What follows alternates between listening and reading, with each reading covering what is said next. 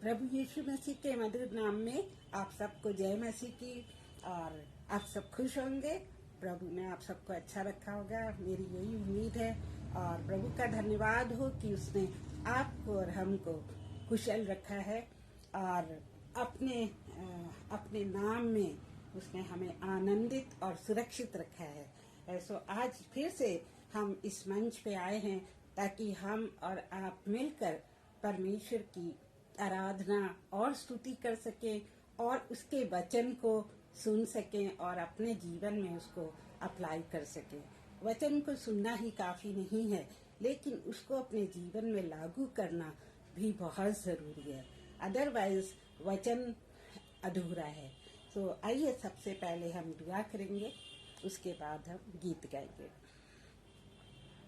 हे प्यारे पिता परमेश्वर, हम आपका धन्यवाद करते हैं कि आपने हमको इस दिन तक इस जीवित लोगों के बीच में जीवित रखा है। प्यारे प्रभु जी, आप एक जिंदा खुदा हैं और आपने हमको भी जीवित रखा है। और प्यारे प्रभु, हम यीशु मसीह के द्वारा हमेशा हमेशा के लिए जीवित रहेंगे। और ये एक बहुत बड़ा तोहफा आपने हमको दिया है जो बहुत लोगों के पास नहीं है। प्यारे प्रभु जी, हम विनती करते हैं कि जो अंधकार में हैं और अभी भी वो प्रभु यीशु मसीह को नहीं जानते हैं, प्रभु जी उनको भी आपका वचन सुनाया जाए और वो आपके करीब आकर उनके अंधकारमय जीवन से निकलकर आपके प्रकाश में आ जाए। प्रभु, जीवन उनका आपका जीवन हो, हमारा जीवन आपका जीवन हो और हम अपने जीवन से सिर्फ आपकी और सिर्फ आपकी ही महिमा करें।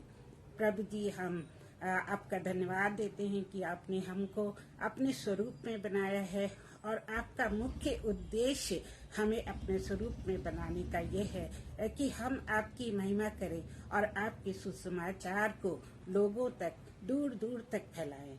और प्रभु जी, इस सभा को हम आपके हाथों में सौंपते हैं, इस शाम को हम आपके हाथों में सौंपते हैं। प्रभु जी, आपका पवित्र आत्मा हमारे बीच में हो और वो हमारी अगुवाई करे और हम जो भी बोलें वो पवित्र आत्मा की अगुवाई से बोलें। और प्रभु जी, इससे बहुत सारे फल लाए और जितने भी लोग इसको सुनते हैं उनके ऊपर आपकी बड़ी आशीष हो, चाहे वो ऑनलाइन सुनते हैं या ऑफलाइन सुनते हैं। प्रभु जी, इन वचनों का बहुत गहरा प्रभाव हमारे जीवनों पे पड़े। और प्रभु, हम विनती करते हैं कि सारे लोग जो इस समय कहीं कहीं बिजी हैं और आना चाहते हैं, प्रभु उनको भी इस सभा में लाए। और प्रभु, हम विनती करते हैं अपने भाई अनुपम और शबनम जी के लिए, उनके भी साथ हो प्रभु, उनको अपनी आशीषों से आशीषित कर और प्रभु जी उनको अपनी महिमा के लिए इस्तेमाल कर। और ये सब कुछ हम अपने प्रभु यीशु मसीह के नाम में मांगते हैं। सुनिए और कबूल करिए और इसको सुनने के लिए आपका धन्यवाद देते हैं। इन जीसस नेम, आमीन।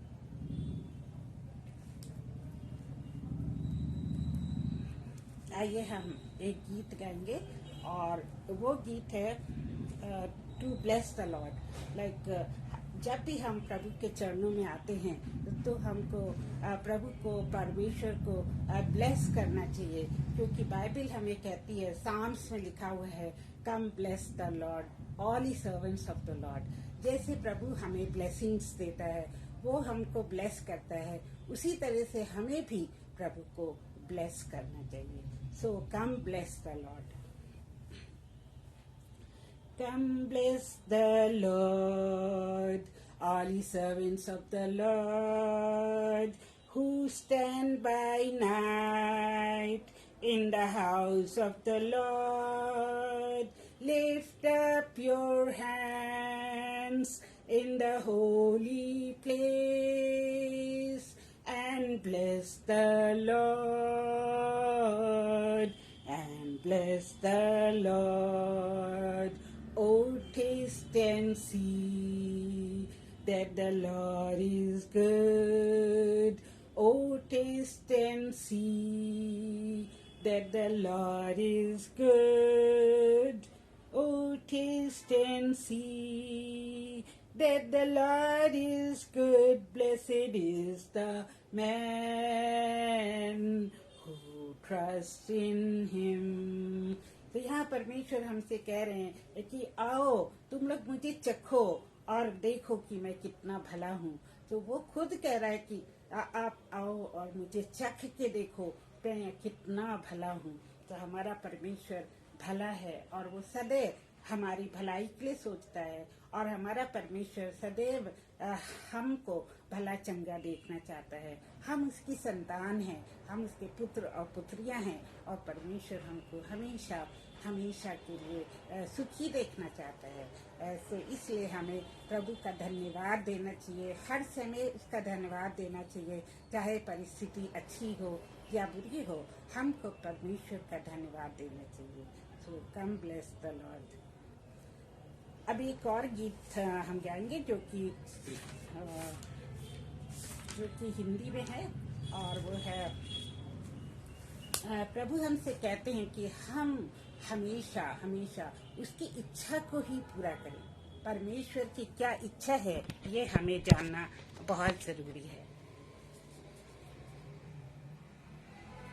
तेरी इच्छा पूरी हो जाए हाथों में तेरे जीवन है ये.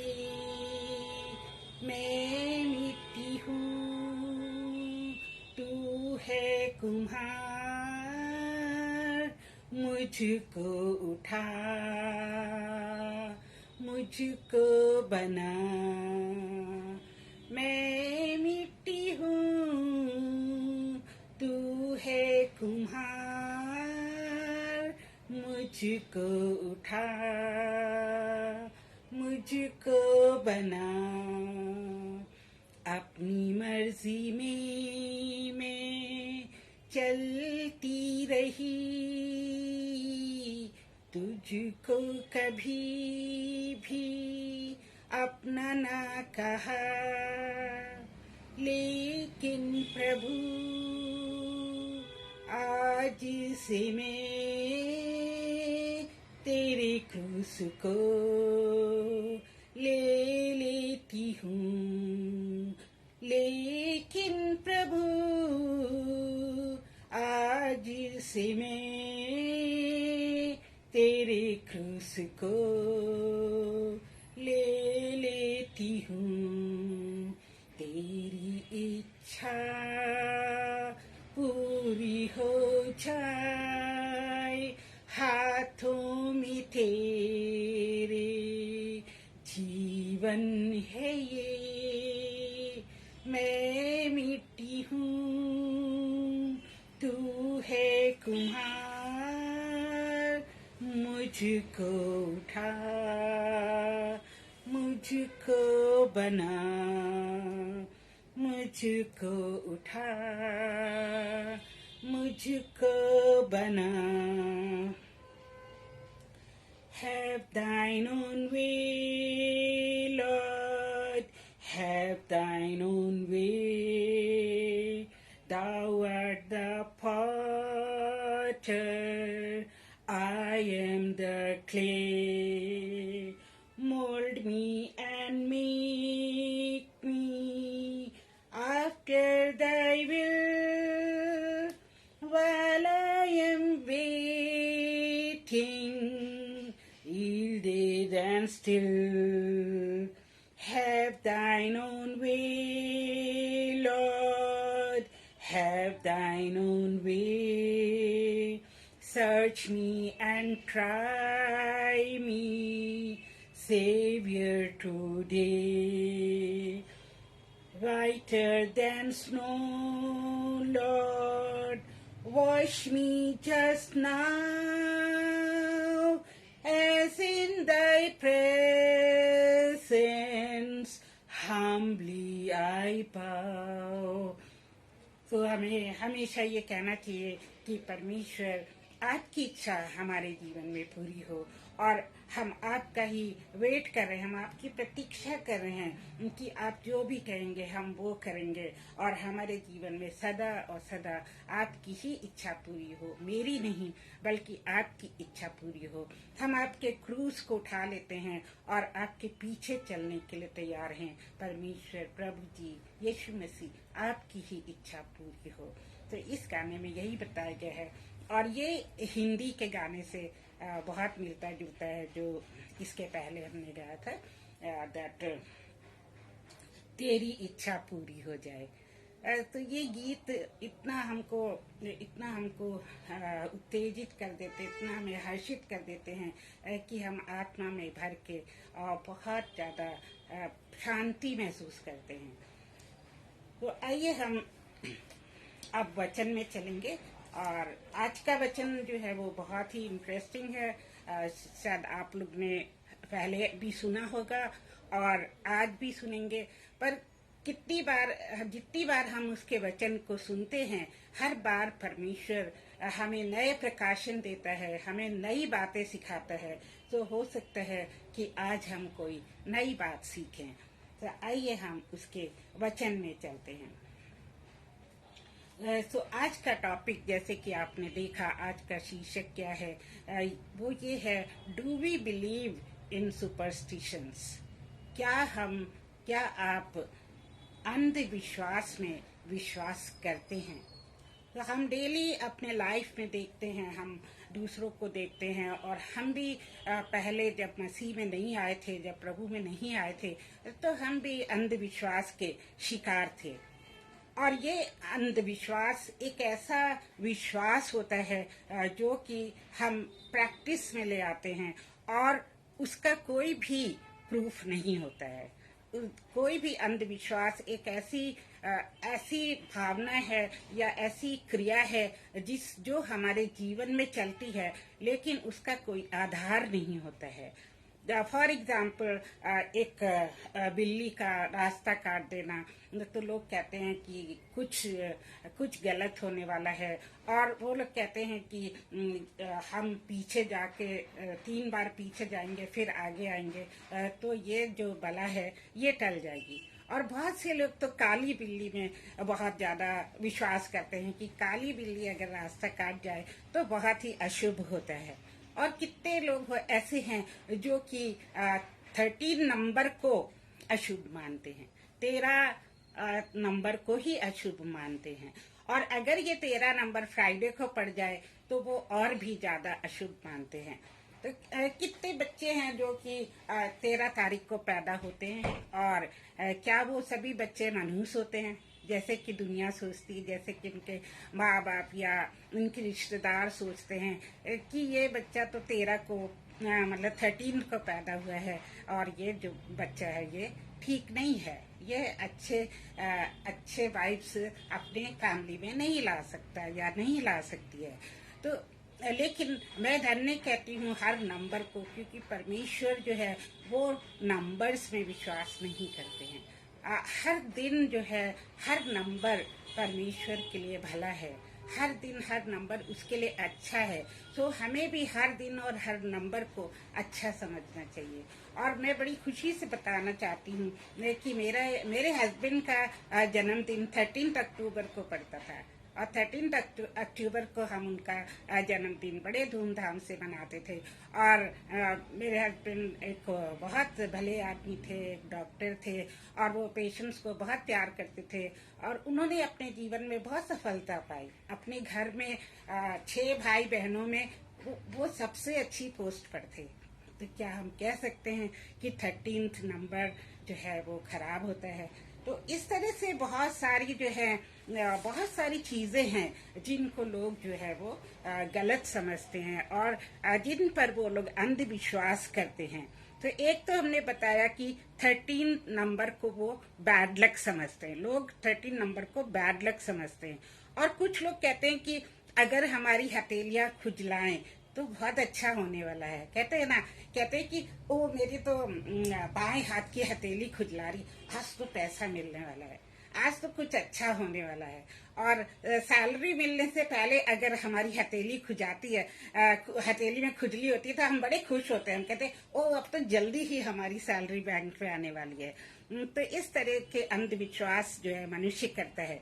और एक और अंधविश्वास है कि जो लैडर होती है ना, सीढ़ी होती है, सीढ़ी के नीचे से निकलना भी खराब माना जाता है, बैड लक माना जाता है।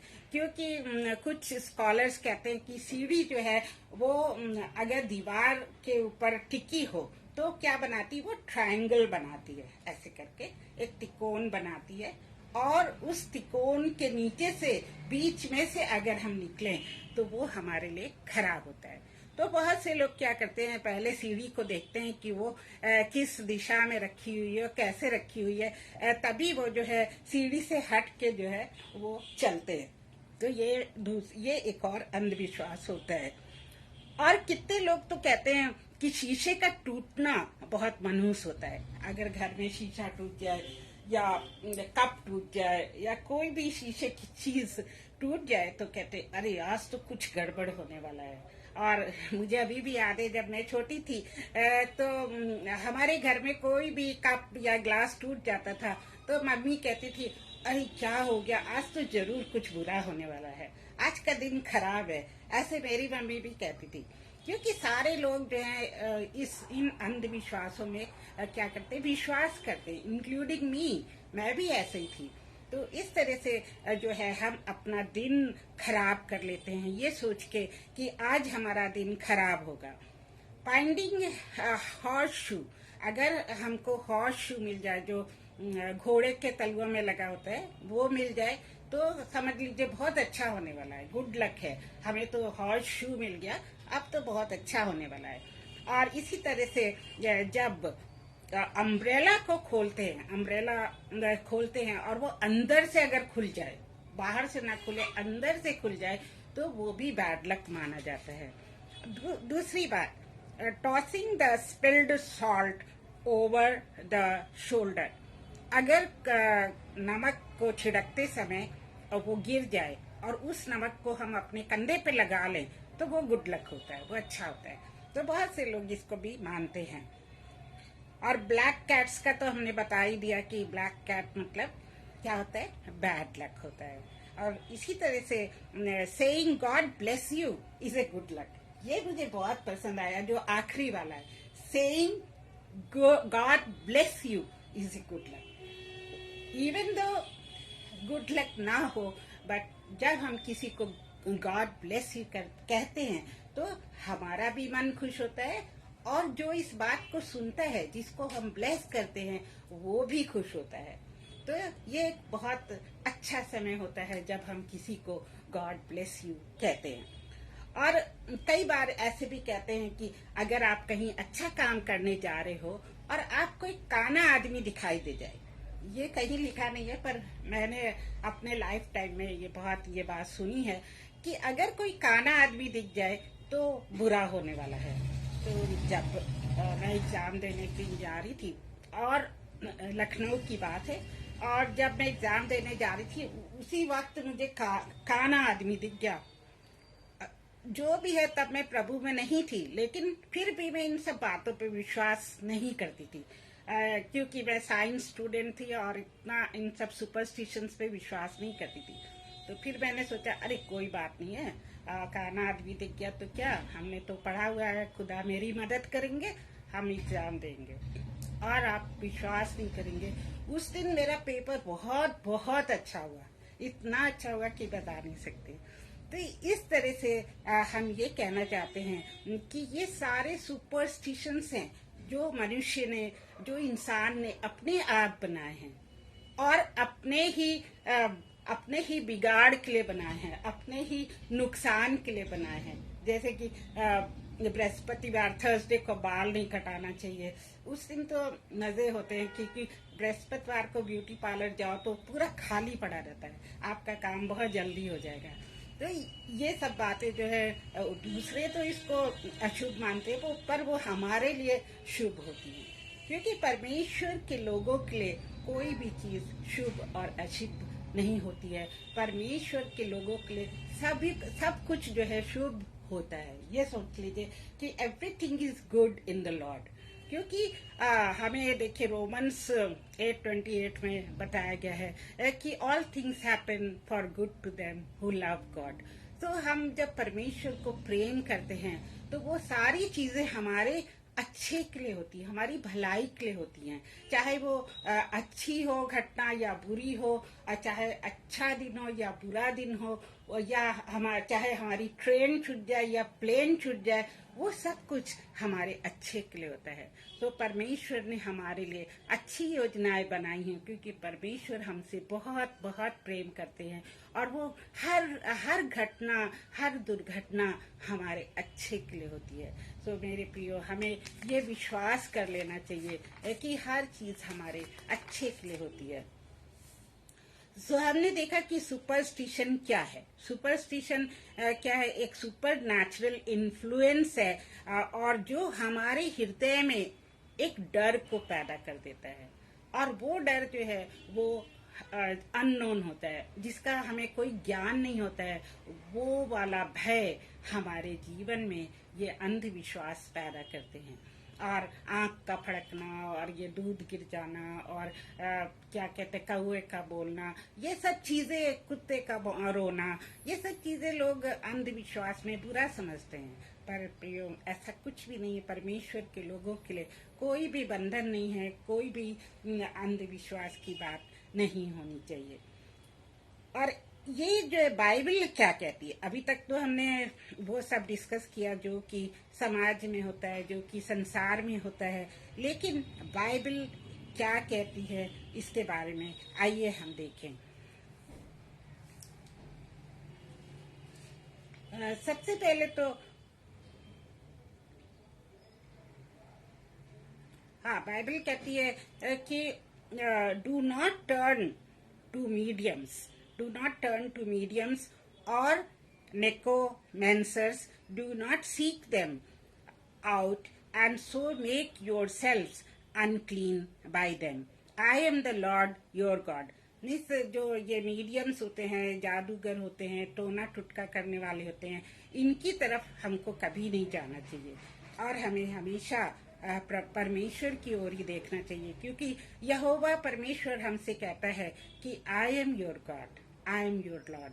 तो कभी भी कोई चीज पूछने के लिए बहुत जल्दी कोई मुसीबत आती है, या किसी लड़के लड़की की शादी होने वाली होती है, तो उनके घर वाले क्या करते हैं, जल्दी से ओझा के पास चले जाते हैं, या फिर पामिस्ट के पास चले जाते हैं, जो कि हाथ देखकर भविष्य बताते हैं, और या फिर वो क्या करते हैं, वो टैरट जो होता है, तोता बताता है कि क्या क्या होने वाला है। तो इस तरह से लोग अपने भविष्य को जानने के लिए बहुत आतुर होते हैं। वो पहले से ही जानना चाहते हैं कि हमारे जीवन में क्या क्या होने वाला है।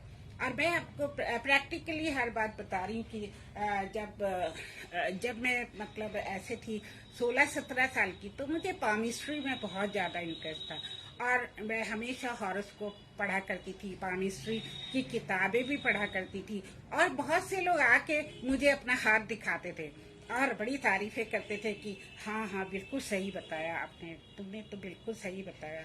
तो इस तरह से मैं बड़ी खुश होती थी कि मेरा जो पामिस्ट्री का ज्ञान है उससे मुझे कितनी तारीफें मेरी हो रही हैं। तो मैं सभी को उनका हाथ देख के बताती थी कि तुम्हारी शादी कब होगी, तुम्हारे कितनी शादियां होंगी, तुम्हारे कितने बच्चे होंगे, और तुम्हारा हस्बैंड या तुम्हारी वाइफ सुंदर होगी कि नहीं, और तुम्हारे पास कितना धन होगा, धन रुकेगा या नहीं रुकेगा। ये सारी बातें मैं उनको बताया करती थी, और साथ में हैंड राइटिंग से भी उनकी पर्सनालिटी बताया करती थी कि तुम्हारी पर्सनालिटी ऐसे है। तो इस तरह से इन सब बातों में मुझे बहुत ज्यादा ही इंटरेस्ट था, और सपनों का मतलब बताना कि सपने का क्या मतलब है, उस सपने का क्या मतलब है, ये सब मुझे बड़ा ही अच्छा लगता था। लेकिन जब मैं प्रभु में आई लुधियाना में, तो फिर अपने हस्बैंड से भी मिली। जब हमारी मैरिज नहीं हुई थी, तो मेरे हस्बैंड बहुत पहले से ही प्रभु में थे, और वो प्रभु यीशु मसीह को बहुत ज्यादा मानते थे। तो जब उन्होंने सुना, उन्होंने देखा कि मुझे पामिस्ट्री में इतना ज़्यादा इंटरेस्ट है, तो वो कहने लगे कि ये गलत है और परमेश्वर के अनुसार ये पामिस्ट्री पढ़ना और पाम देखना गलत है। और तब तो मुझे बाइबल का इतना ज्ञान नहीं था और मैं सोचती थी कि ये क्यों इसको गलत कहते हैं। अगर हम हाथ की रेखाएं, हाथ में रेखाएं हैं इसलिए उसको पढ़ते हैं और बताते हैं। लेकिन एक दिन मुझे किसी ने बताया कि हाथ की रेखाएं कुछ बताती हैं, जरूर बताती हैं, लेकिन ये जो हाथ की रेखाएं हैं ये परमेश्वर कभी भी बदल सकता है। वो तो सर्वशक्तिमान प्रभु है और इन हाथ की रेखाओं पे हम डिपेंड नहीं कर सकते हैं, क्योंकि परमेश्वर इन्हें कभी भी बदल सकता है। अगर हमारी छोटी लाइफ है, लाइफ कम है रेखा में, तो उस लाइफ को परमेश्वर बढ़ा सकता है, या अगर बड़ी लाइफ है तो परमेश्वर उसको घटा भी सकता है। तो ये एक साधारण सा एग्जाम्पल है जो कि हमें बताता है कि ये सारी चीजें जो है वो गलत है। नक्षत्रों को देखना, और हम लोग कहते हैं अभी राहु केतु लग गया है तो इसलिए जीवन में दुख है, अभी चंद्रमा का प्रभाव है, और कुछ लोग तो नंबर्स में बिलीव करते हैं कि नंबर 7 बहुत लकी है, नंबर 9 बहुत लकी है तुम्हारे लिए, और नंबर 14 बहुत लकी है। इस तरह से लोग तरह तरह के अंधविश्वास करते हैं, और इन सब अंधविश्वास करने से क्या होता है कि हमारा जीवन अशुद्ध हो जाता है, क्योंकि बाइबल ऐसे कहती है।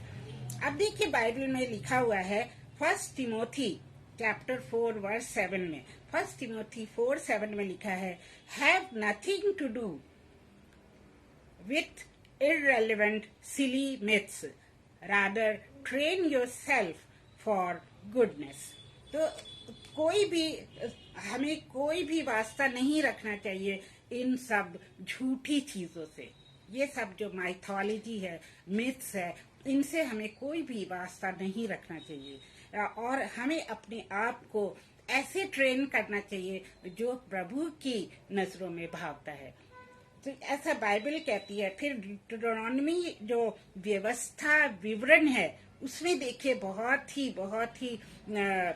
आत्मिक बात लिखी हुई, जो कि बिल्कुल सीधे सीधे हमारे लिए लिखी गई है। ये व्यवस्था विवरण चैप्टर 18 वर्स 10 to 12 में लिखा हुआ है, तुझ में कोई ऐसा ना हो जो अपने बेटे या बेटी को आग में होम करके चढ़ाने वाला, या भावी कहने वाला, या शुभ अशुभ मुहूर्तों को मानने वाला, या टोना या तांत्रिक या बाजीगर, ओझों से पूछने वाला, या भूत साधने वाला, या भूतों के भगाने वाला हो, क्योंकि जितने ऐसे ऐसे काम करते हैं वे सब यहोवा के सामने घृणित हैं। यहोवा के सामने क्या है बोलो? घृणित हैं। और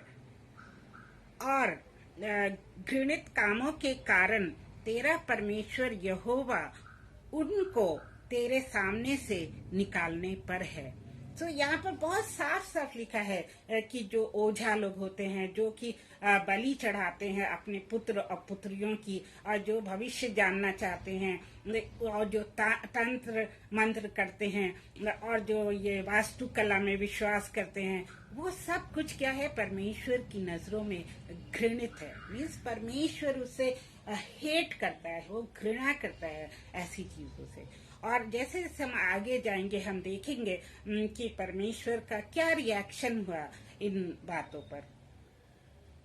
फिर लेविटिकस में लिखा हुआ है, लेविटिकस मीन्स लेव्य व्यवस्था, लेविटिकस 19:31 में लिखा है, ओझाओं और भूत साधने वालों की ओर ना फिरने और ऐसे की खोज करके उनके कारण अशुद्ध ना हो जाना। मैं तुम्हारा परमेश्वर यहोवा हूँ। तो यहाँ पर परमेश्वर हमको आगाह कर रहा है, वो हमको क्या चुनौती दे रहा है और हमें सिखा रहे है कि आप कभी भी ओझा के पास ना जाएं, तंत्र या मंत्र करने वालों के पास ना जाएं, क्योंकि मैं क्या हूँ? मैं तेरा परमेश्वर यहोवा हूँ। तो परमेश्वर जो है वो सर्वशक्तिमान शक्ति है, परमेश्वर है, और उसके हम बच्चे हैं। तो क्या बच्चे अपने माँ बाप का कहना नहीं सुनते? अगर बच्चे अपने माँ बाप का कहना नहीं सुनते हैं तो माँ बाप कितने क्रोधित होते हैं और कितना दुख मनाते हैं। उसी तरह से जब हम ये सारे काम करते हैं तो परमेश्वर हमसे बहुत दुखित होते हैं और वो नाराज होते हैं। और परमेश्वर की नाराजगी में हमारे जीवन में क्या घटित हो हम नहीं जानते। और परमेश्वर जब नाराज होता है तो वो उस इंसान को सजा भी देता है, जैसे कि हमने पुराने नियम में, बाइबल में और नए नियम में भी देखा है। तो परमेश्वर सिर्फ प्रेमी परमेश्वर नहीं है, वो जो है वो घृणित कामों के लिए अपने लोगों को सजा भी देता है, जैसे उसने इजरायलियों को दी। और बहुत सारे एग्जाम्पल्स हैं जिसमें उसने लोगों को सजा दी उनके पापों के लिए, अनलेस वो अपने पापों को अंगीकार न कर लें। उसके बाद हम देखते हैं फिर से व्यवस्था विवरण के 4:19 में, व्यवस्था विवरण 4:19। Let me take my lens because मुझे दिख नहीं रहा ठीक से कैटरेक्ट के कारण। अब व्यवस्था विवरण 4:19 में क्या लिखा है कि जब तुम आकाश की ओर आंखें उठाकर सूर्य, नहीं इससे नहीं दिख रहा, जब तुम आकाश की ओर आंखें उठाकर सूर्य, चंद्रमा और तारों अर्थात तारागण देखो, तब बहक उन्हें दंडवत करके उनकी सेवा करने लगो, जिनको तुम्हारे परमेश्वर यहोवा ने धरती पर सब देश वालों के लिए रखा है, सब देश वालों के लिए रखा है।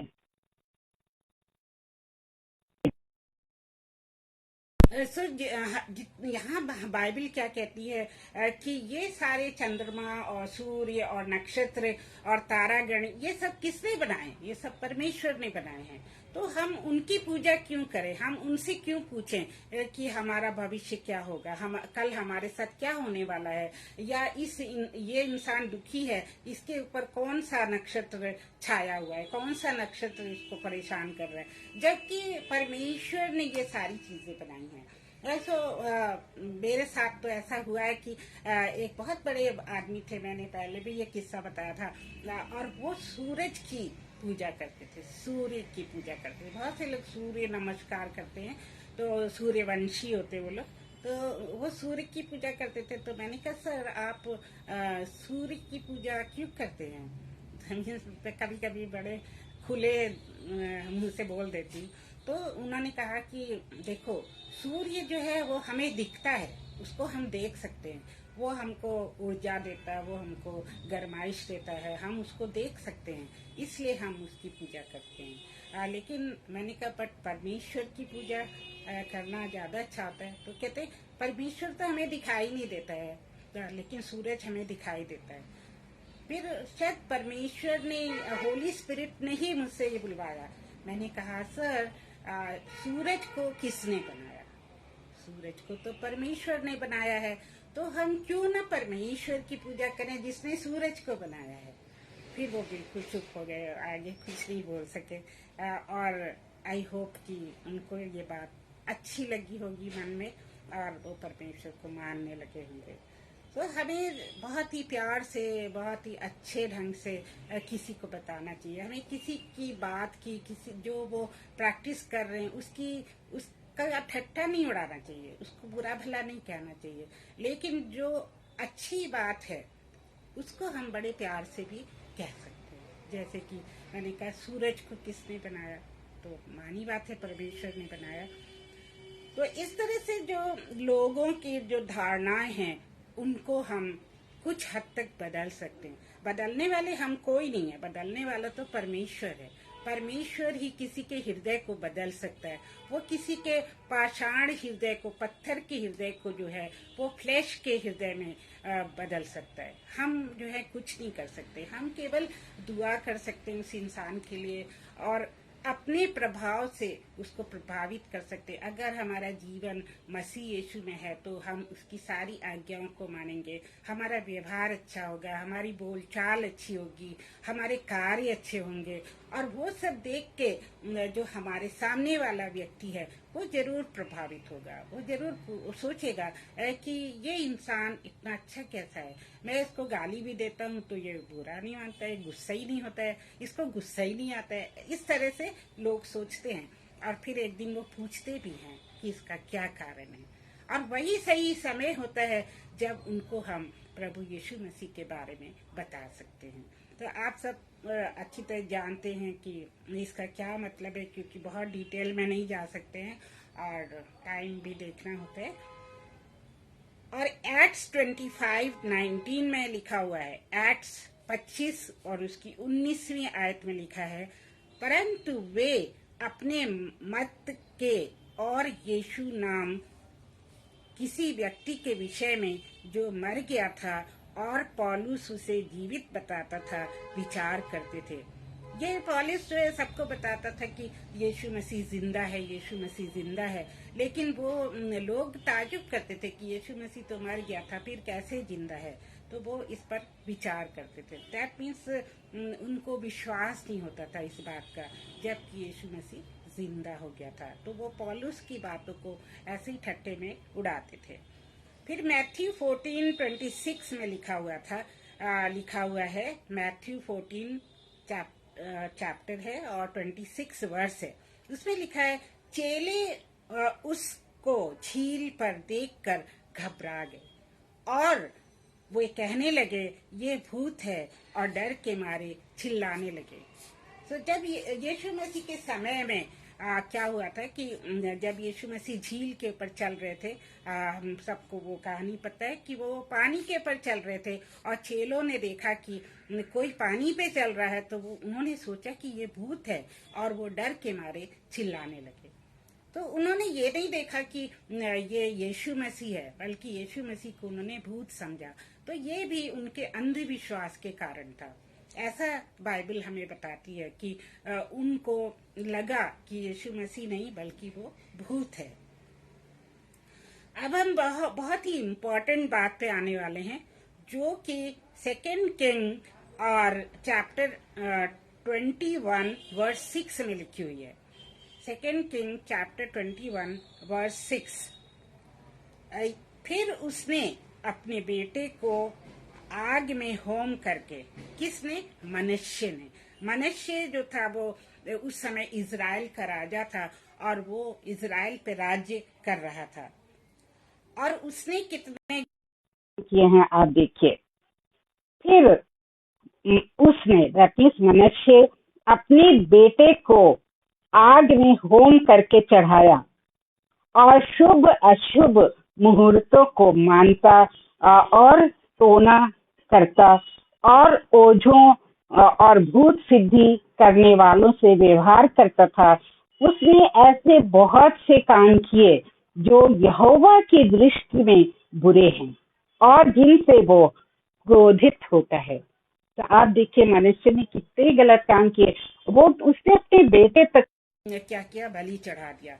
वो क्योंकि उसको ओझा लोगों ने बताया होगा, जो परमेश्वर से दूर थे, जो परमेश्वर के विरुद्ध थे, परमेश्वर के विरोधी थे, उन्होंने ही तो उसको बताया होगा कि तुम अपने बेटे को बलि चढ़ा दो तो तुम्हारे साथ ये अच्छा होगा, वो अच्छा होगा। और मनुष्य ने ऐसा ही किया, उसने अपने बेटे को बलि में चढ़ा दिया। और इस तरह से कई एग्जाम्पल्स हैं बाइबल में जहाँ पर कि लोग अपने बेटे और बेटियों को बलि चढ़ा देते थे। कैसा हृदय था उन माँ बाप का, कठोर हृदय था उन माँ बाप का कि वो अपने बच्चों को, अपने से पैदा हुए बच्चों को बलि चढ़ा देते थे। ये एक बहुत घोर अंधविश्वास था। बच्चे को बलि चढ़ा देने से कैसे उनका अच्छा हो जाएगा, कैसे उनका फ्यूचर बदल जाएगा, कैसे उनकी परिस्थितियां बदल जाएंगी, ये तो सोच से भी बाहर है। लेकिन ये जो अंधविश्वासी लोग थे, ये अंधविश्वास में विश्वास करते थे और वो सोचते थे ऐसा करने से अच्छा होगा। और इस तरह से वो क्या करते थे कि बहुत ही गलत गलत काम करते थे। और यहाँ पर बाइबल में लिखा हुआ है कि परमेश्वर उनसे बहुत क्रोधित होता है। दैट मीन्स जो भी ये काम करते हैं उनसे परमेश्वर बहुत ही ज़्यादा क्रोधित होता है। और अभी देखिए आप, जब भी किसी को मेंटल प्रॉब्लम हो जाती है या किसी को दौरे पड़ने लगते हैं, तो लोग अभी भी कहते हैं कि इसको ओझा के पास ले जाओ, इसके ऊपर तो भूत है। तो जिसको भी, अगर किसी को कोई प्रॉब्लम हो जाती है, हेल्थ प्रॉब्लम हो जाती है, तो वो सोचते हैं कि ये भूत है, इसके अंदर दुष्ट आत्मा है, और उसको वो साधु संतों के पास ले जाते हैं। और जब मैंने एक वीडियो देखा कि एक स्त्री है जिसको डिप्रेशन था, और वो स्त्री जो है वो घर में कोई काम नहीं करती थी, और हर समय जो है बहुत ज़्यादा अजीब अजीब हरकतें करती थी, कुछ कुछ बड़बड़ाती थी। तो उसके घर वालों ने सोचा कि इसको जरूर कोई प्रॉब्लम है। वो उसको ओझा के पास ले गए, और ओझा ने उसको क्या किया कि उसको एक पेड़ से बांध दिया। और पेड़ से बांधने के बाद वो इतना चिल्लाई, इतना रोई, और फिर उन्होंने क्या, कीले लेके उसकी पैरों की उंगलियों में गाड़ने लगे। और वो लेडी चिल्ला रही, पर उनको कोई असर नहीं हो रहा। वो कह रहे कि हम क्या भूत को भगा रहे हैं। सो इस तरह से अंधविश्वास में जो विश्वास करते हैं, वो लोगों को, मनुष्यों को कितना ज्यादा कष्ट देते हैं, जबकि उससे कुछ भी नहीं होने वाला। और ये सब बातें जो है बिना निराधार हैं, बिना आधार हैं, कोई इसका बेस नहीं है, कोई इसमें सच्चाई नहीं है, फिर भी लोग जो हैं ऐसी चीजों में विश्वास रखते हैं। और कुछ हद तक जो है शैतान जो है वो विजयी भी हो जाता है कहीं कहीं। जो प्रभु यीशु मसीह में नहीं होते हैं, परमेश्वर को नहीं मानते हैं, शैतान उनको ज्यादा ही तंग करता है। और बाइबल में ऐसा लिखा हुआ है कि इंसान के अंदर दुष्ट आत्माएं जाती हैं, लेकिन जो इंसान प्रभु यीशु मसीह में है, उसके हृदय में प्रभु यीशु मसीह है, उसको कोई भी बुरी बला टच नहीं कर सकती है। इसीलिए कहते हैं कि अपने क्या यीशु मसीह को ग्रहण करो, उसको अपने हृदय में बसा लो। और क्या तुम नहीं जानते कि तुम्हारा हृदय क्या है, परमेश्वर का मंदिर है। तो अगर हम ऐसा करते हैं, अपने गुनाहों की माफी मांग लेते हैं, तौबा करते हैं, और परमेश्वर से हम माफी मांगते हैं, यीशु मसीह ने अपना बलिदान दिया, अपना खून बहाया, इसीलिए कि हमको हमारे गुनाहों से माफी मिल जाए और हमारा उद्धार हो जाए, और यही नहीं, हमको अनंत जीवन प्राप्त हो। तो ऐसे लोग जो हैं, उन पर कोई भी दुष्ट आत्मा, कोई भी जादू टोना कुछ भी असर नहीं करता है, क्योंकि वो पहले परमेश्वर को टच करेगा, उसके बाद हमको टच करेगा। और परमेश्वर तो बहुत शक्तिशाली है, वो उनको पहले ही नाश कर देगा। तो कोई भी अस्त्र और शस्त्र ऐसा नहीं बनाया गया है जो हमको नाश करे, जो प्रभु के लोगों को नाश करे। तो सबसे अच्छा तरीका है इन सब चीजों से दूर रहने का, इन सब चीजों से छुटकारा पाने का, कि हम प्रभु में बने रहें, और हर रोज अपने आप को यीशु मसीह के लहू से ढांपें, और हर रोज बाहर जाने से पहले हम अपने आप को प्रभु यीशु मसीह के लहू से ढांपें। अपने घर में प्रभु यीशु मसीह के लहू का छिड़काव करें, क्योंकि ये सब बातें बिब्लिकल हैं। और जहाँ पर यीशु मसीह का लहू है, वहाँ पर शैतान डर जाता है, वो नजदीक नहीं आता है। तो मेरे प्रियो, सबसे अच्छी बात जो इससे छुटकारा पाने की है कि हम प्रभु यीशु मसीह में विश्वास करें, और प्रभु यीशु मसीह जो है वही एक रास्ता है। तो कहता है ना, मैं सत्य, जीवन और राह हूँ। तो अगर प्रभु यीशु मसीह में विश्वास करेंगे तो वो सत्य है, और वही हमको इन सब चीजों से स्वतंत्र करेगा, हमें छुटकारा देगा। तो जब मैं बीमार पड़ी थी तो मुझे भी कुछ लोगों ने ऐसे कहा कि हो सकता है कि तुमको कोई दुष्ट आत्मा सता रही हो। मीन्स मैं बहुत फ्रैंक हूँ, मैं ऐसे बता रही हूँ आपको कि हो सकता है कि तुम्हें कोई दुष्ट आत्मा परेशान कर रही हो, इसीलिए तुम जो हो बार बार बीमार रहती हो। तो मैंने कहा कि देखो, मैं जो हूँ प्रभु की बच्ची हूँ। मैं प्रभु यीशु मसीह को मानती हूँ। मेरा प्रभु यीशु मसीह मेरे दिल में रहता है, मेरे हृदय में रहता है, और कोई भी बुरी आत्मा, दुष्ट आत्मा मेरे अंदर नहीं आ सकती है, क्योंकि मेरा प्रभु मेरे दिल में रहता है। ऐसे मैंने उनको कहा, तो वो भी एकदम से स्तब्ध रह गए और सोचने लगे कि हाँ, ये जो कह रही है वो सच कह रही है। क्योंकि जब प्रभु यीशु मसीह हमारे दिल में है, तो कौन सी दुष्ट आत्मा की इतनी हिम्मत होगी कि वो हमारे अंदर आ जाए? नहीं आ सकती ना। और ज्यादातर आप लोग ने देखा होगा कि जो मसीही लोग हैं उनके अंदर दुष्ट आत्माएं नहीं आती हैं, लेकिन और लोगों के अंदर देखिए बहुत दुष्ट आत्माएं होती हैं। जैसे कि वो सेना जिसके अंदर 6000 दुष्ट आत्माएं थी, उसको तक प्रभु यीशु मसीह ने चंगाई दी और उनको उससे बाहर निकाला। सो प्रभु यीशु मसीह में ही चंगाई है, स्वतंत्रता है और सब कुछ है, मुक्ति है और सैल्वेशन। सो प्रभु यीशु मसीह के पास आए जब भी ऐसी कोई प्रॉब्लम आती है, और हमें कभी भी टोना टुटका और ये जादू तंत्र मंत्र में विश्वास नहीं करना चाहिए। और इवन जो परमेश्वर के लोग हैं वो भी जो है इस बात को पसंद नहीं करते हैं। मुझे ये बात आज ही याद आई कि जो सैमुअल था, ये फर्स्ट सैमुअल चैप्टर 28 11 to 20 में लिखा हुआ है कि सैमुअल जब उसकी डेथ हो जाती है, वो आखिरी जज था इजराइल में, उसकी डेथ हो जाती है, तो ये किंग सॉल अपने फ्यूचर के बारे में जानना चाहता था और उसको अपना फ्यूचर नहीं पता लग रहा था। तो वो एक तांत्रिक स्त्री के पास जाता है और उससे कहता है कि मुझे सैमुअल से बात करनी है। तो सैमुअल तो दुनिया में नहीं था, वो तो मर चुका था, लेकिन ये जो तांत्रिक लोग होते हैं ये उसकी रूह को या आत्मा को बुला सकते हैं।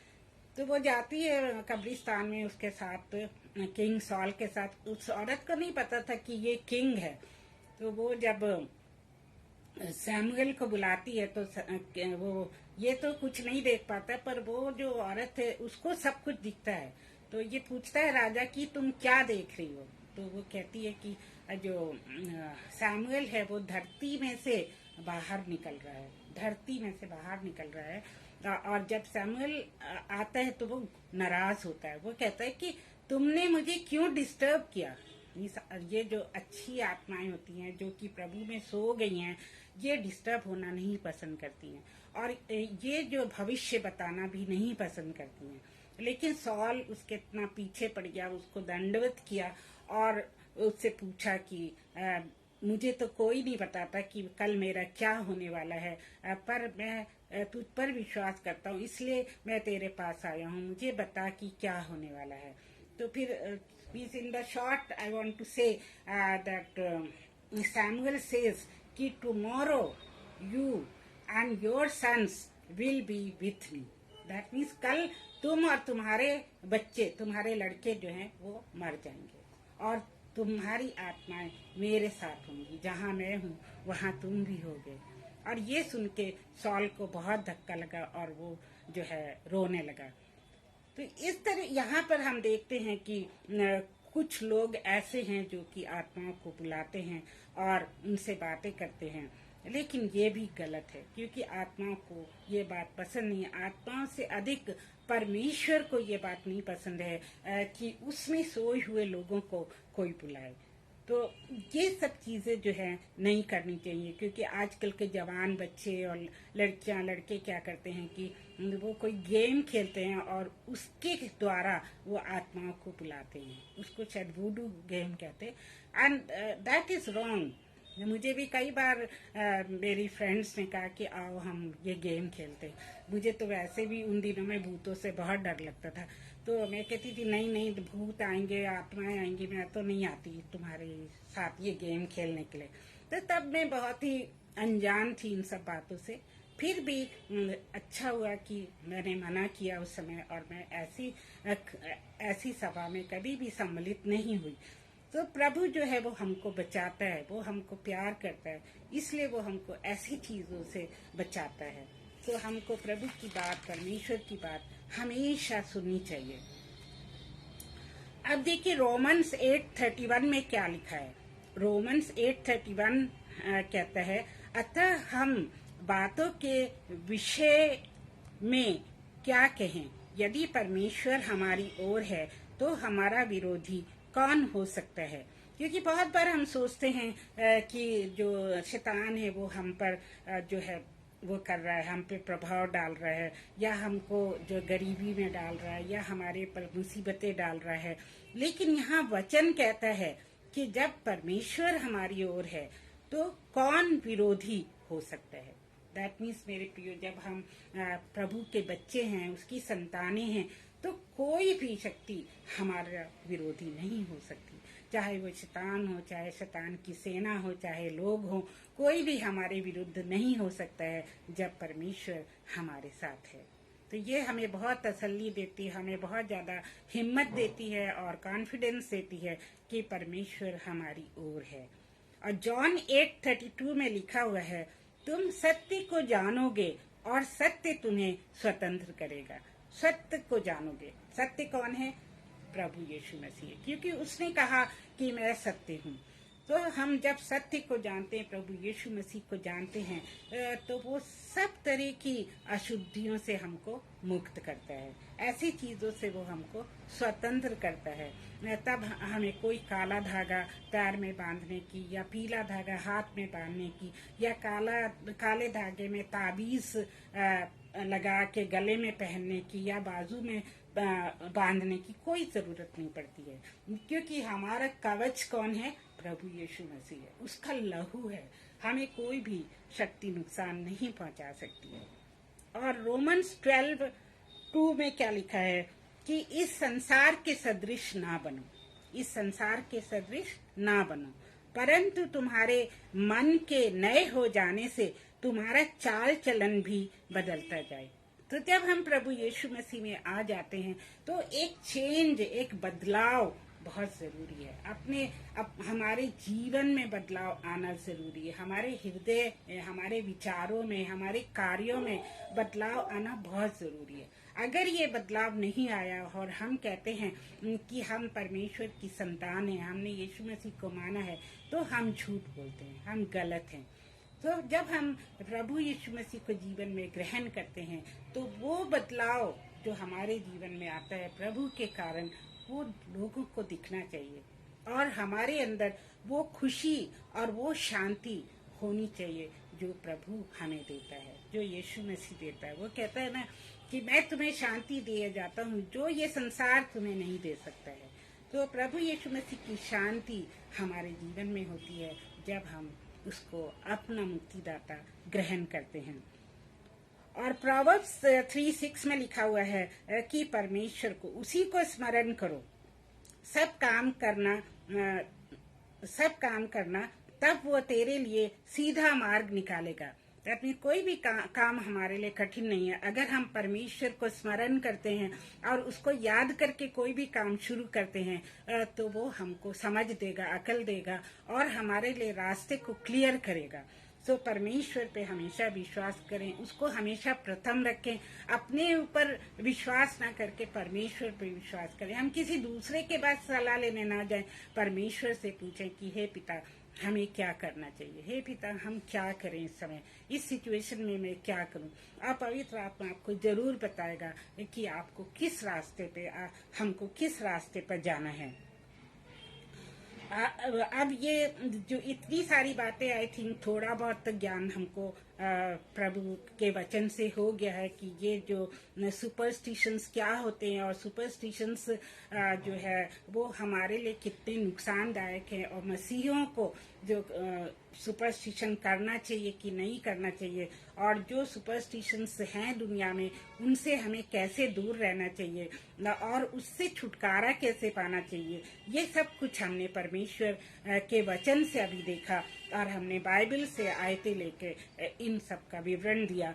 और अब हम ये बताना चाहते कि जो सबसे ज्यादा सुपरस्टिशन वाली कंट्रीज हैं वो कौन कौन सी हैं। आई थिंक अभी 5 मिनट बाकी है, तो उसमें हम ये देख सकते हैं कि जो सबसे ज्यादा अंधविश्वास के देश हैं उनमें टॉप 10 देश कौन कौन से हैं। टॉप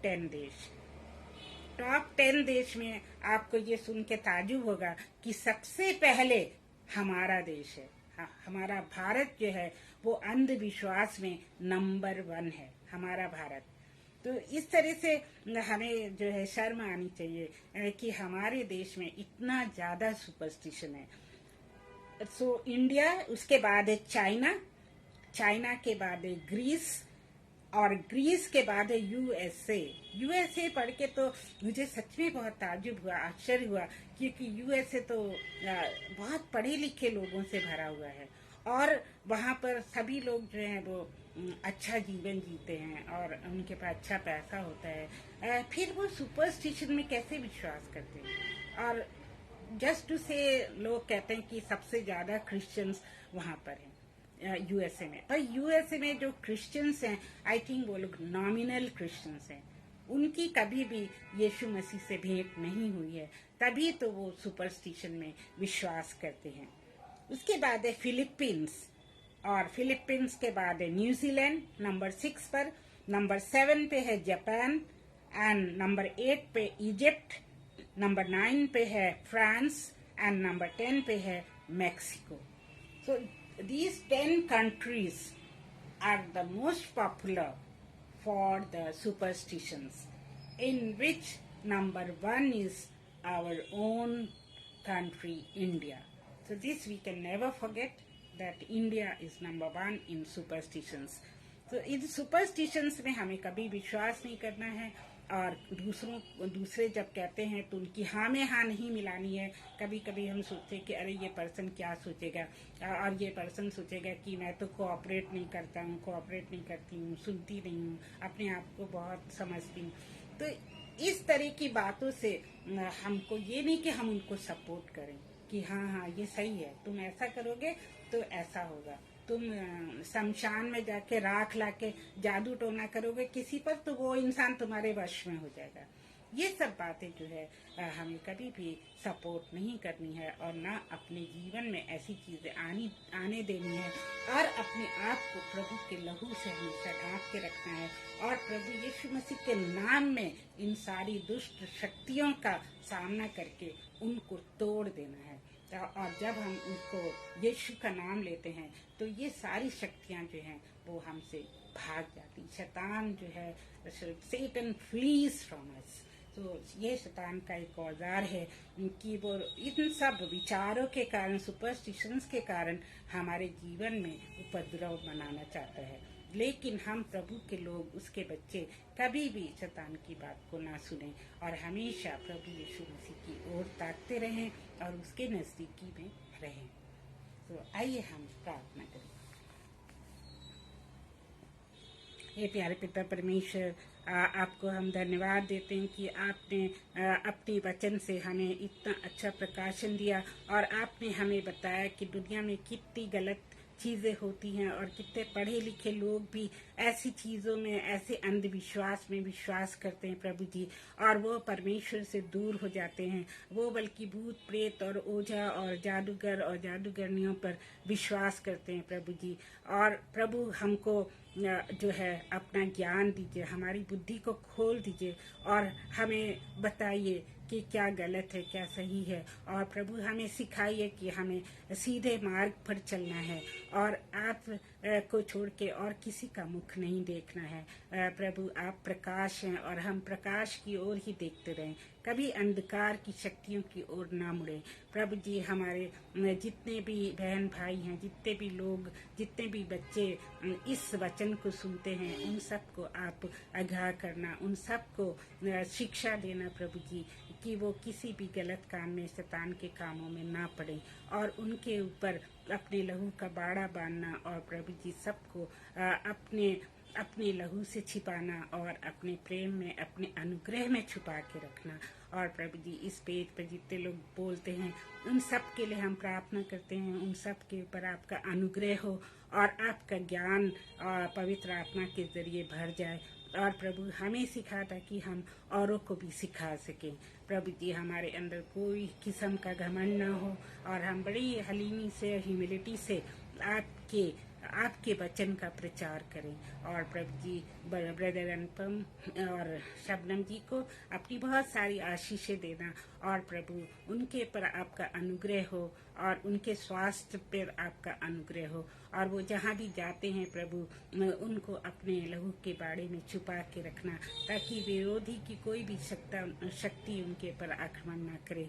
प्रभु जी जितने भी लोग आपका काम करते हैं सबके पीछे सेटन ये चाहता है कि मैं उनको प्रभु से दूर कर दूं, पर प्रभु जी ऐसा कभी ना हो कि हम उसके प्रभाव में आकर परमेश्वर से दूर हों। प्रभु हम आपसे चिपटे रहें और आपकी बातों को, आपके वचनों को अपने दिल में छुपा के रखें और मुंह से भी बोलते रहें, और हमारा जीवन ऐसा हो जो आपके नाम को प्रकाशमान करे। प्रभु अब हम इस विनती को अपने प्यारे प्रभु यीशु मसीह के नाम में मांगते हैं और सुनना कबूल कर, और हम इसको सुनने के लिए आपका बहुत बहुत धन्यवाद करते हैं। इन जीसस नेम आमीन। तो आप सभी का बहुत बहुत धन्यवाद इस वचन को सुनने के लिए, और मुझे भी इन वचनों से बहुत ज़्यादा सीख मिली है। मुझे बहुत सारी चीज़ें नहीं पता थी जो इसको प्रिपेयर करके पता चली हैं। बहुत कुछ था जो कि हम बता सकते थे, जो मैंने पढ़ा है बाइबल में से और दूसरी पुस्तकों में से, लेकिन टाइम की कमी के कारण मीन्स इतने 1 घंटे का समय होता है, पर आई थिंक जो मूल सब्जेक्ट था वो हम सबको पता चल गया है, और हम सब प्रभु में रहेंगे, आनंदित रहेंगे। और हम फिर से खुदा ने चाहा तो अगले सोमवार को ठीक इसी समय 8 बजे मिलेंगे। और जैसे ही ब्रदर अनुपम इसको इस वीडियो को डालते हैं, आप सब इसको पसंद करिएगा, लाइक करिएगा, सब्सक्राइब करिएगा, और इसको शेयर भी करिएगा, ताकि परमेश्वर का वचन हर एक को, बहुत सारे लोगों को मिले और आशीषित करे। जय मसीह।